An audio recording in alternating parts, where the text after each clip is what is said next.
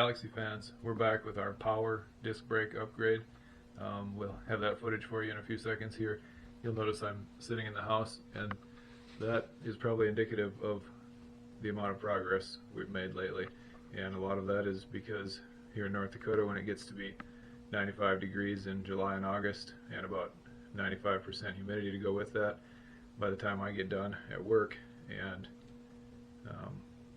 I work in a shop that has the doors closed all the time, no AC, or outside, take your pick. I just don't feel like working on the Galaxie at night, so I haven't been getting a lot of progress made.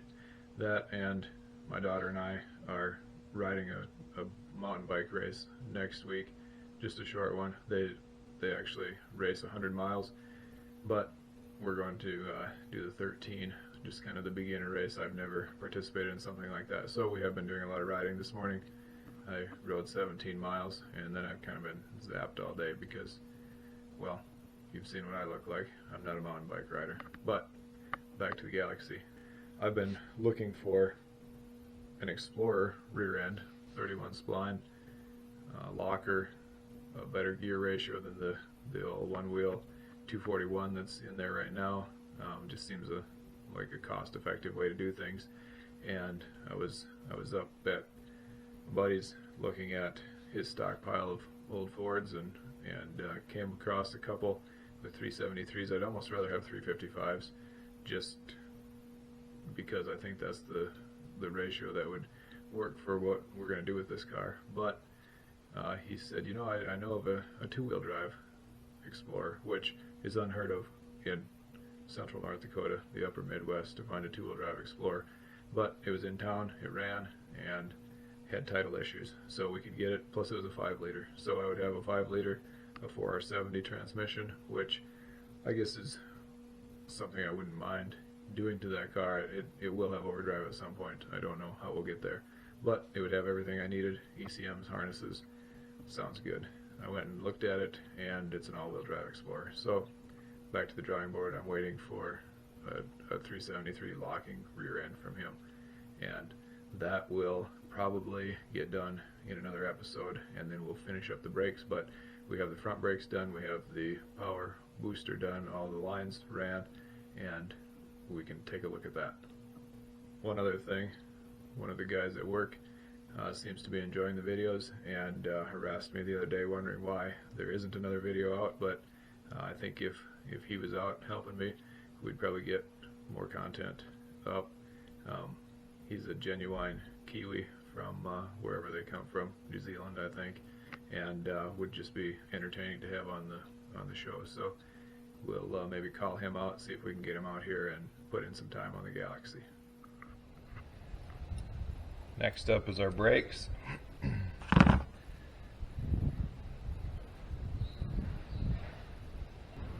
Got our inner brake pad, anti-rattle clip on there.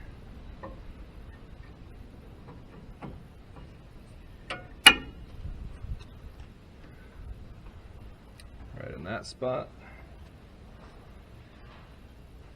Our caliper. It's gonna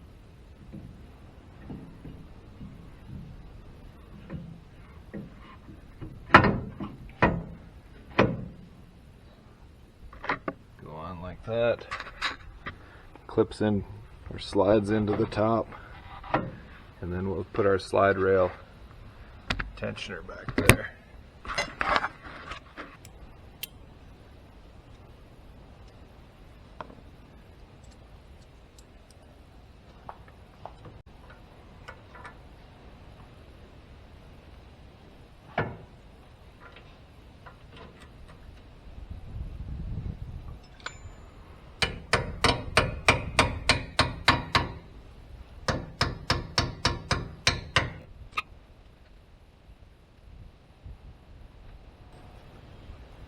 And I don't have an Allen wrench.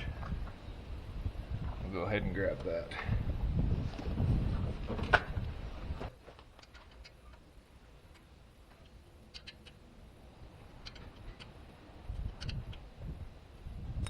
Okay.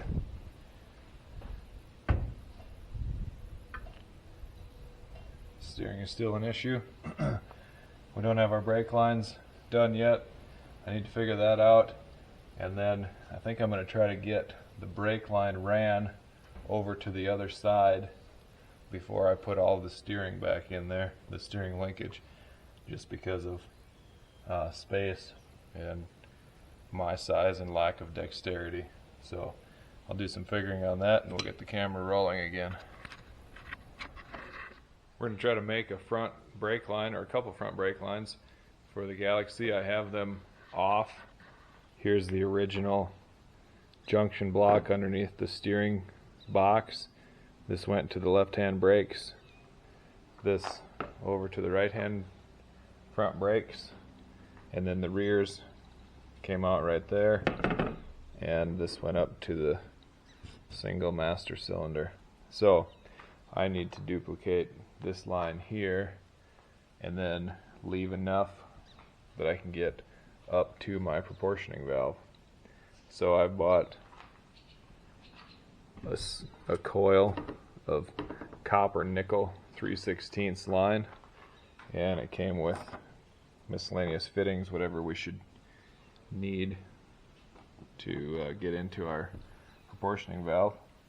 And we've got a tubing bender, a flaring tool, neither of which I have much practice with, but we're going to do some bending and flaring and see what we come up with here. I do have some ideas for straightening. I've looked at what other people do for straightening this line, but there's not really much of a straight part in our factory line, so I guess I'm not too worried about keeping things straight at this point. So for a double flare,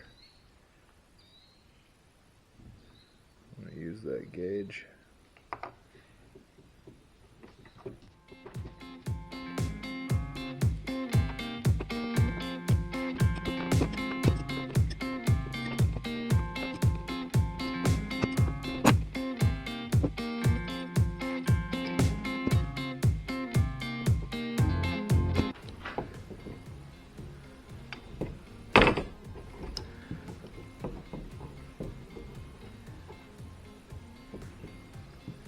Seems very crooked to me.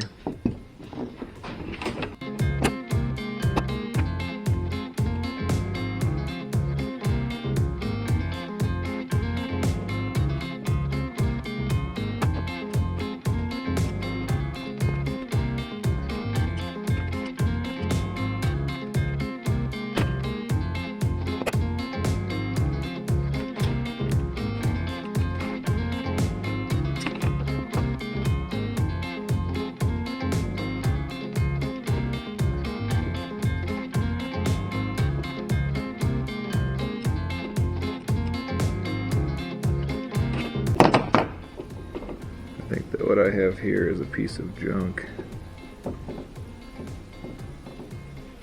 Flaring tool, which I bought because my 3/16 die was broken. I think I need to go find the old kit. Just put that die in that old kit.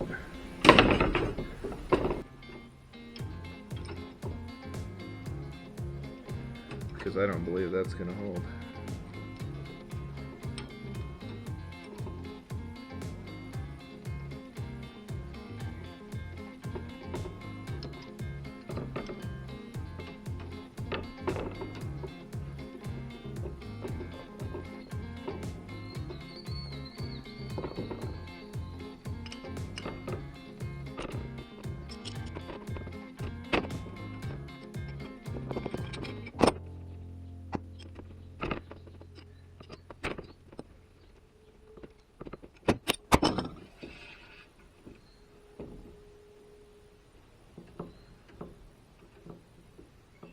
Actually, I guess it didn't turn out too bad.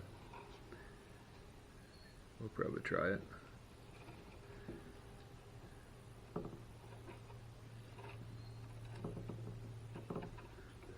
Polish those edges up a little bit.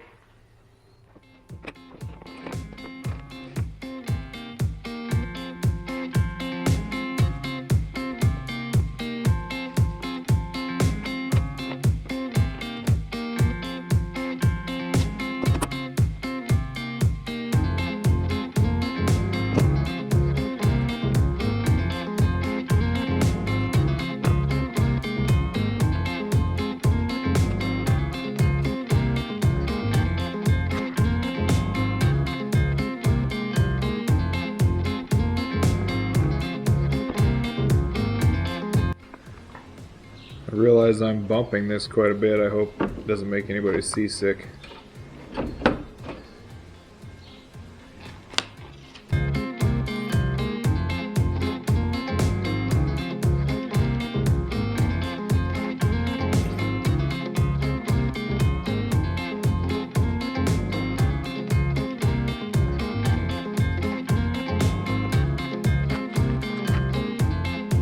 Just getting this close because it has to be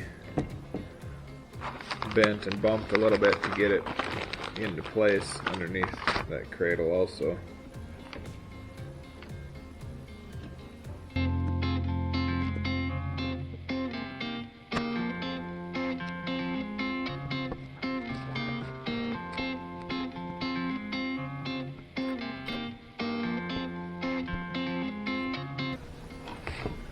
These are the indentations where the crossment or the control arm bolts go through. It reaches up around that.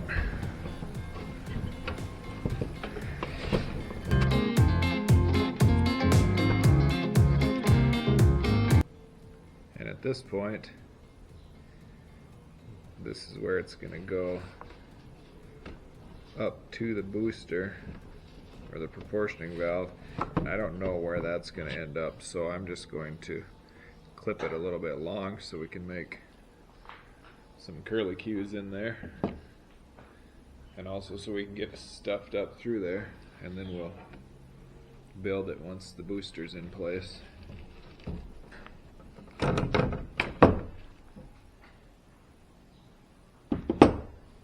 But we have a pretty similar shape. We will tie it up under there.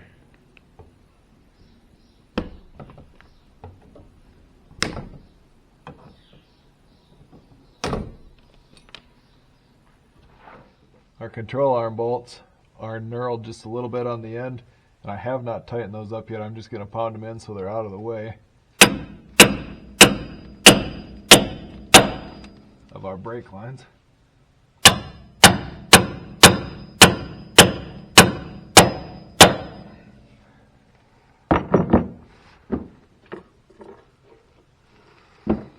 Now we have our pre-bent brake line here.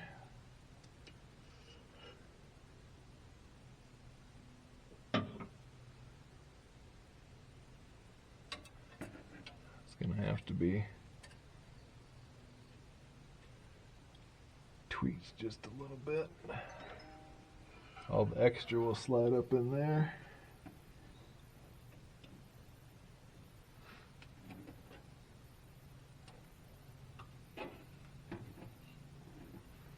Trying to get this end going through the hole where it meets the hose.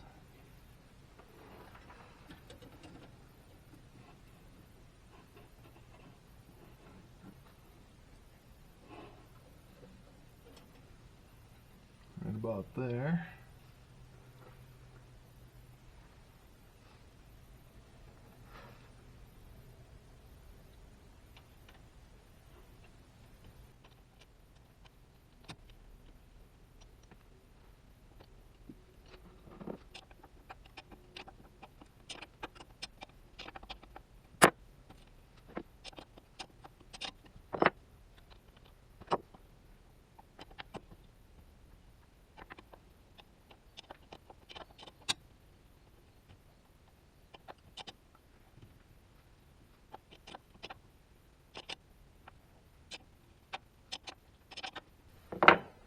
Okay,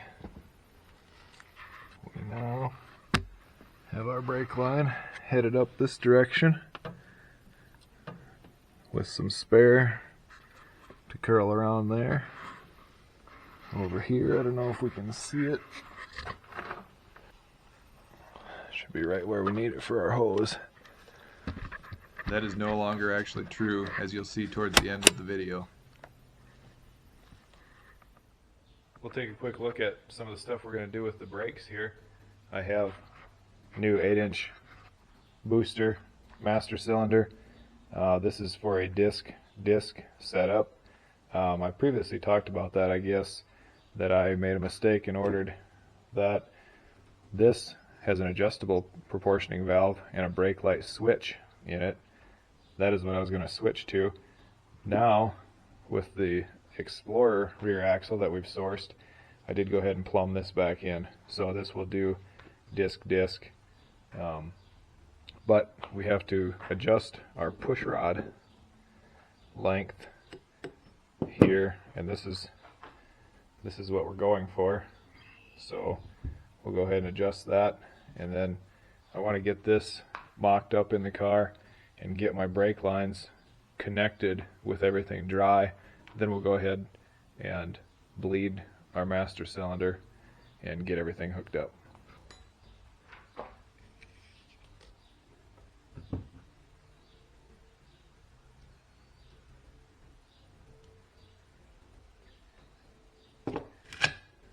We're going to cut this and get this kind of just approximate, because I will be able to adjust the length of it a little bit with our lock nut and where we have it sit on the threads here.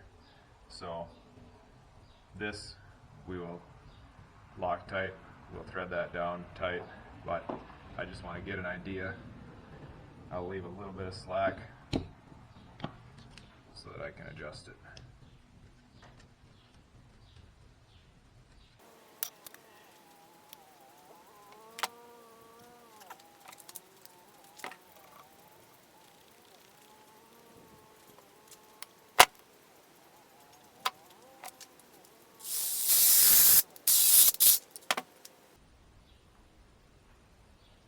Seeing me do something like that does not constitute it as a good idea. It's just how I happen to do it. Should have had some gloves on there. Probably should have had some safety glasses on. We're going to go ahead and hide those cut threads up there so they don't hurt anybody.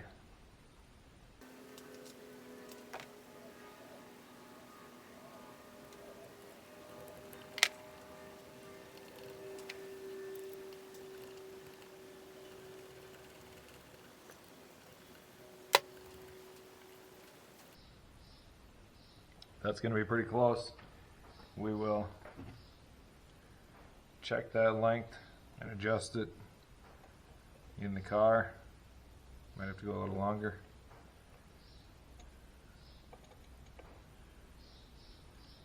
And then we'll lock those in place.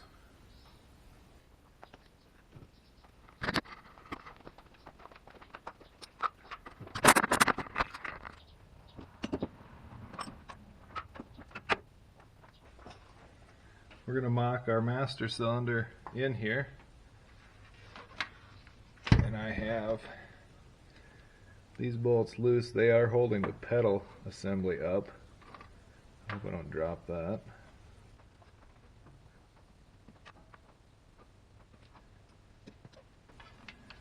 Right here we have the line going over to the passenger side front that I installed while the steering was out. That's just kind of waiting to be installed.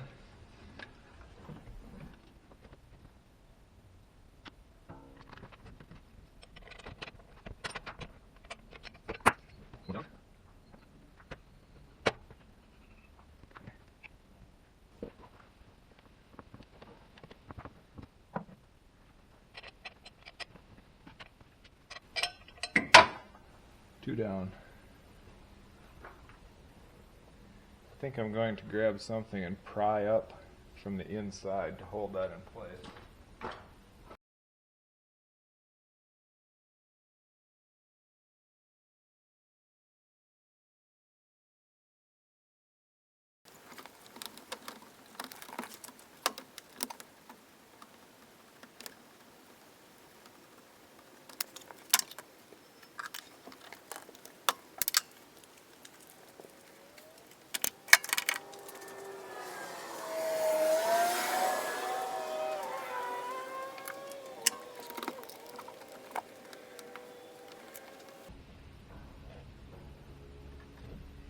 Okay, that is started. I think before I get too carried away, I'm going to go check out and make sure that I have the rod on the right side of the brake pedal.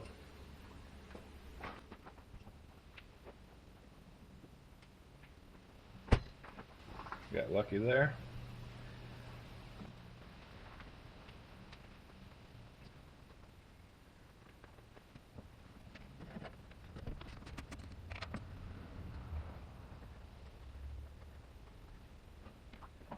Sorry, I didn't mean to take a video of my arm.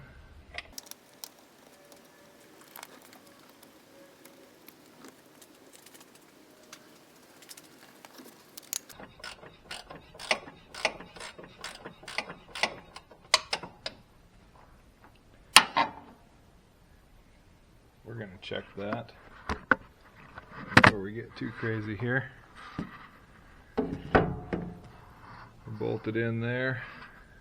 All of our bolts are started.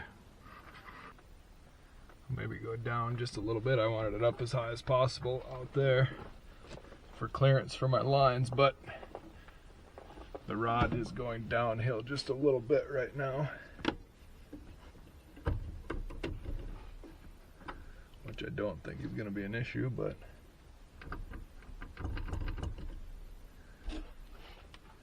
I don't know if I'll be able to show this, but we do have the master cylinder mounted where we want it, so I'm going to check my pedal height, see where that is sitting.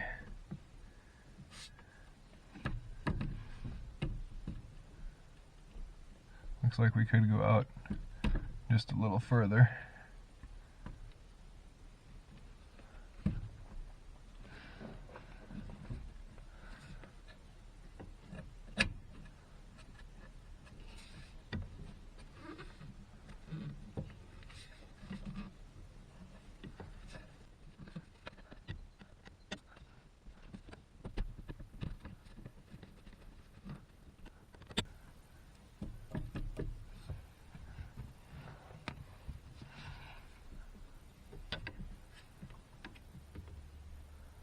Put our bushing in there.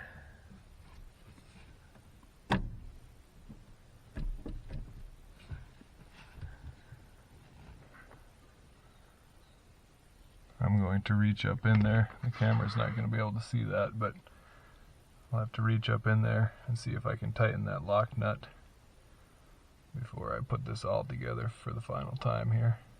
Okay, I was able to get a wrench up in there. I don't think I can get the camera up there.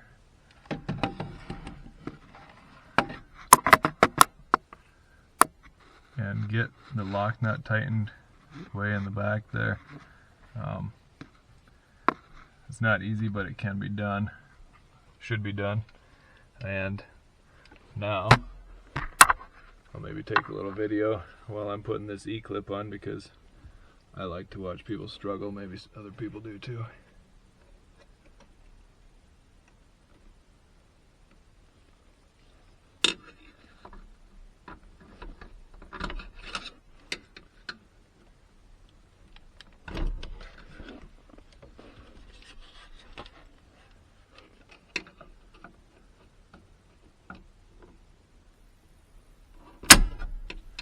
That went much better than expected.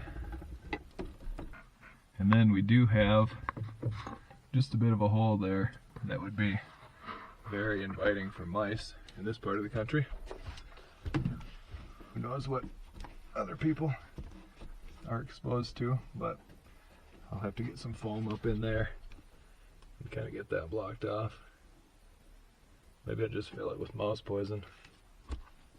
We're going to get a couple of brake lines bent here, and I have a very large cutting tool. I also have a few smaller ones, but I can't find those right now. And I know that would surprise you with the high level of organization that I deal with. I don't know if any of you have ever looked around my shop, but we have an F-150 that needs an engine. We also have a rolled over F-150 that has a good engine. I guess we can probably make about 1.5 pickups out of those two. We have my high school Monte Carlo. I guess you wouldn't know it because it's being used as shelving right now, but it will that will start and run if we really wanted it to. Air up the tires and take it for a drive. We have a 71 Chevelle sitting here, also being used as shelving. And then down the road in my brother-in-law's storage shed, we've got another Monte Carlo 88 SS. But we'll worry about that another day. We're going to try to get some brake lines bent. I had an idea that maybe by posting these where people across the world, at least across the nation, could look at them, might motivate me to clean things up. I'm still waiting for that to happen. I think it's going to.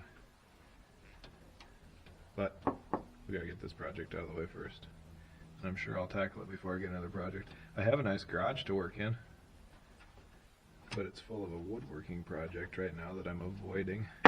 Actually, I'm mostly done with it. I'm waiting for the kids and my wife to stain it.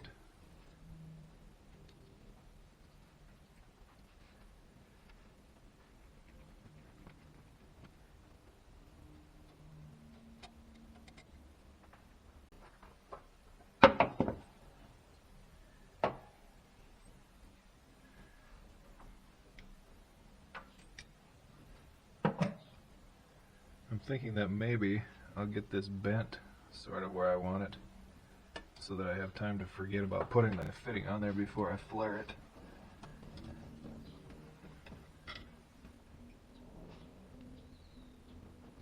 So this one is going to come to right about there.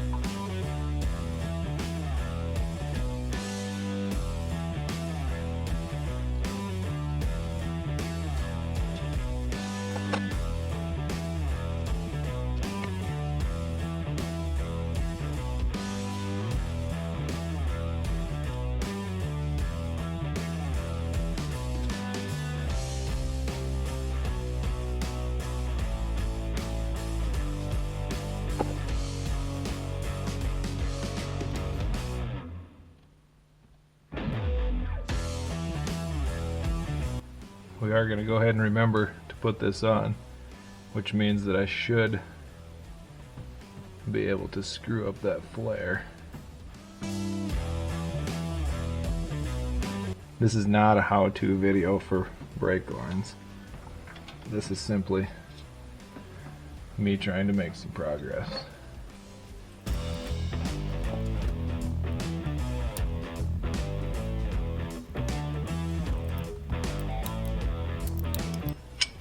This certainly seems like a metric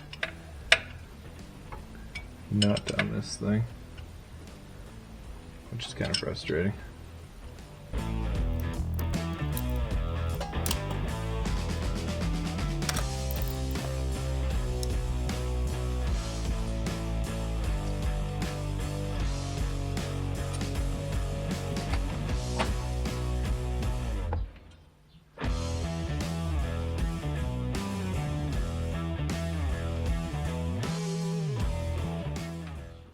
Here is our rear brake line, which I'm going to tell you, I'm just going to splice in right now to the original rear brake line right where it went to the junction block for all of the brakes on one circuit. And I'm going to tell you that eventually that will get changed to a solid line, but we'll see about that. I don't know where our camera went dead, but that's just as well because you don't have to watch me hacking up these brake lines. We'll go test fit this one. This is for our rear brakes, and it's going to splice in right where the original junction block was at. I was going to put a T down there and put my pressure switch in for the brake lights, but the harness doesn't reach there, so I think I'm going to put that in one of the front brake lines and I'm not a huge fan of using unions. I believe it's illegal some places, but it's no different, I guess, than having the original junction block in there. So we're going to use that brake line for now, going to the rear, and we'll see. We'll replace it sometime if we need to. I can tell you that I did not test fit this piece. We're just going to see what it looks like when we get it in here, and I think when you see how it fits the original time, you'll be able to tell also that I didn't test fit it.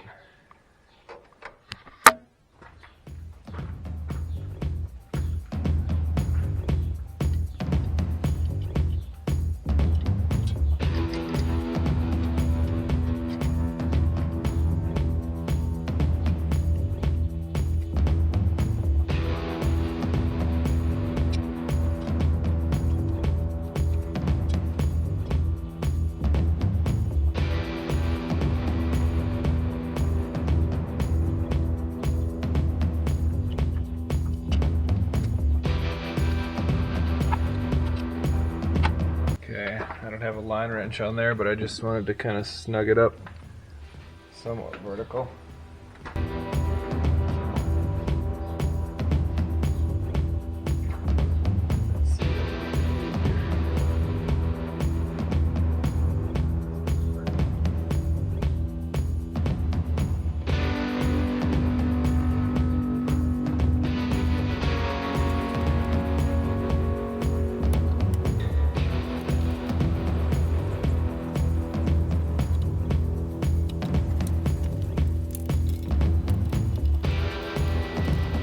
Alright, our last line, there's our air line. Our last line needs to come out right here, and it's going to go directly down, except that it's going to have that T and our pressure switch in it. Our pressure wiring is right here, so I think I might run it around the back side so that we can reach with our factory wiring, and then go down to our left front brake.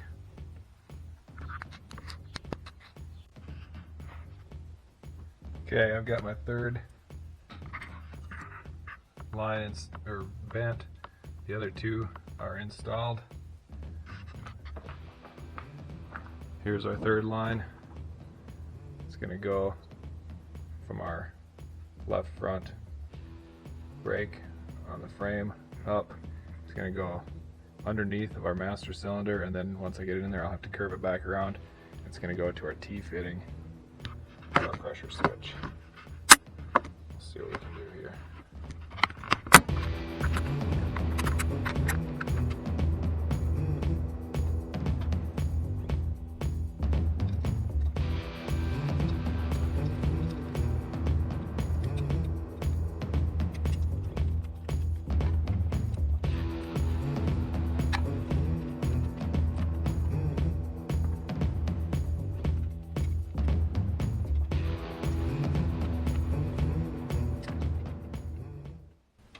I was going to put a piece of fuel line hose on there to keep that from rubbing right where it comes through too.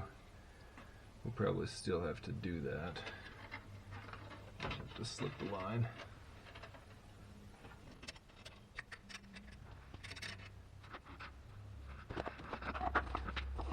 This is still our original brake line that busted, but for test fitting,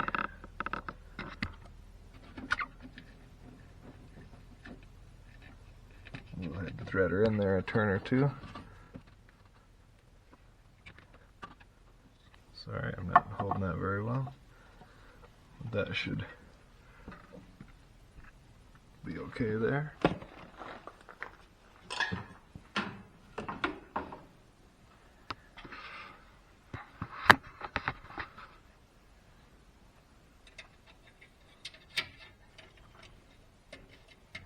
Get our fitting shoved through there.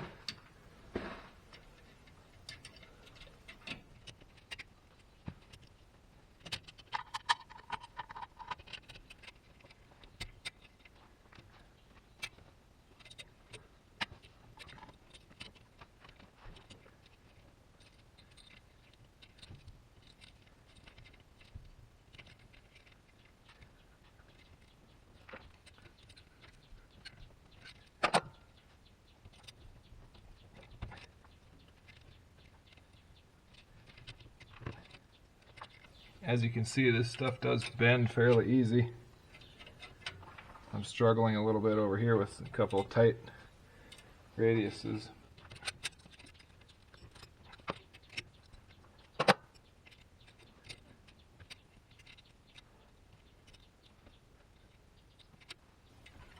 That is about where our line is going to sit.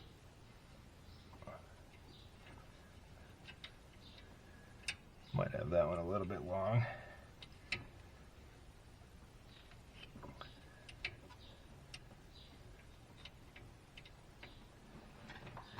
But that will get us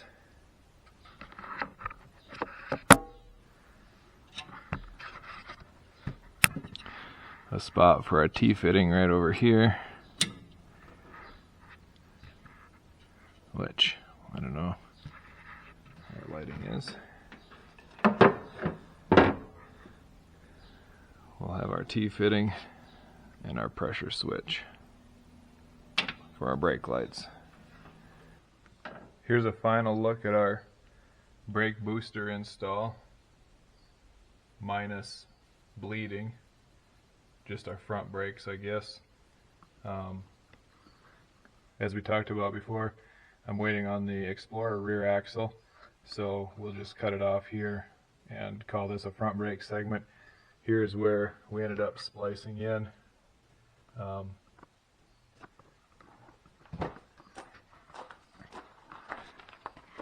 When I got all of my brake lines bent, went to hook up my calipers, the hose comes out of the front of the caliper. So that made a pretty sharp S bend coming back to where our brake lines came out right here.